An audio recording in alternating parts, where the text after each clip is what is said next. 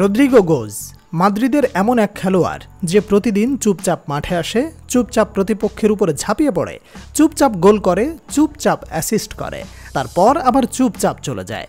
কোনো হাউকাউ নেই মাঠে, কোনো চিৎকার চেঁচামেচি নেই, রেফারির সাথে বাক বিতান্ডায় যায় না। এই লাস্ট ম্যাচটাই দেখেন না, সে ছিল একজন লেফট উইঙ্গার, কিন্তু কিভাবে সে নিজেকে রাইট উইঙ্গার বানিয়ে ফেলল পরিশ্রম আর সাধনা দিয়ে। ডান দিক দিয়ে বলটা নিয়ে ক্ষিপ্র গতিতে ছুটে গেল, তারপর দুর্দান্ত কৌশলে বল পাঠিয়ে দিল গোলকিপারের পায়ের মাঝখান দিয়ে, বল খুঁজে নিল জাল। এরপর মাদ্রিদের দর্শকদের সামনে গিয়ে দাঁড়ালো সে, যেন অনেক অভিমান নিয়ে বলতে চাইল, আমি তোমাদের জন্য এত কিছু করি, কিন্তু তারপরেও তোমরা আমাকে কিভাবে ভুলে যাও। কিন্তু তার কিছুই মুখ ফুটে বলে না সে, মাথা নিচু করে চলে আসে মাঠে, সৃষ্টিকর্তাকে ধন্যবাদ জানায়, তারপর আবার খেলতে শুরু করে। অথচ এমন একজন খেলোয়াড়কে নিয়ে সিজনের শুরুতে কত কথা হয়েছে, এমবাপে আসলে রদ্রিগো হারিয়ে যাবে, রদ্রিগো ফর্মহীন হয়ে যাবে। কিন্তু রদ্রিগো যে যেন তেন কোনো খেলোয়াড় নন, তিনি সেই খেলোয়াড় যাকে নেইমার বলেছেন ব্রাজিলের বর্তমান সময়ে সবচেয়ে স্কিলফুল খেলোয়াড়, যাকে তিনি এগিয়ে রেখেছেন ভিনিসিয়াস জুনিয়রের থেকেও।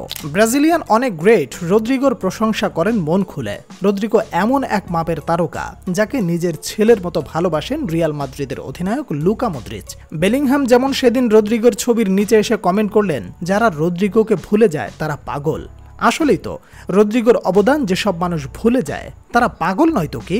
জেনে অবাক হবেন, রদ্রিগো রিয়াল মাদ্রিদের প্রথম একাদশে নিয়মিত খেলছেন শেষ 2 সিজন ধরে। এর আগে বেশিরভাগ সময় তিনি মাঠে নামতেন সেকেন্ড হাফের শেষ দিকে। তবে এই 2 সিজনে রদ্রিগো প্রথম একাদশে থাকলেও বেশিরভাগ সময় ফরওয়ার্ড লাইনের প্রথম ফুটবলার হিসেবে সাব আউট হতে হয় তাকেই। তবে রিয়ালের হয়ে যখনই মাঠে নামেন রদ্রিগো, তখনই নিজের বেস্টটা ডেলিভারি করার চেষ্টা করেন। অনেক ম্যাচ যেমন একা হাতে রিয়ালকে তিনি জিতিয়েছেন, ঠিক তেমনি আবার অনেক ম্যাচে গোল অ্যাসিস্ট না পেলেও দলের জয়ে বেশ ভালো ইম্প্যাক্ট রেখেছেন তিনি। একজন জাত লেফট উইঙ্গার হয়েও নিজের পুরো রিয়াল মাদ্রিদ ক্যারিয়ারে রদ্রিগো খেলে যাচ্ছেন রাইট উইঙ্গার হিসেবে। না হলে তার পারফরমেন্সের ট্যালি আরও অনেক উপরের দিকে থাকতো, তা নিয়ে কারোর কোনো সন্দেহ থাকার কথা না।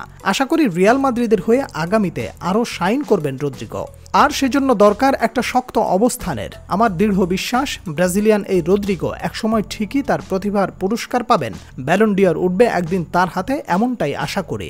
আপনার কি মনে হয়, রদ্রিগো কি পারবেন ব্যালন ডি'র জিততে?